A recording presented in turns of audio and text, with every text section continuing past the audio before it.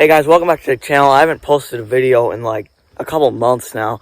I've started doing a little bit more shorts again and stuff. I've just been really busy, and I sold the orange mini bike, but I bought something new. This is a 1999 Yamaha Warrior, and it's not in the best shape, but it runs really good and drives.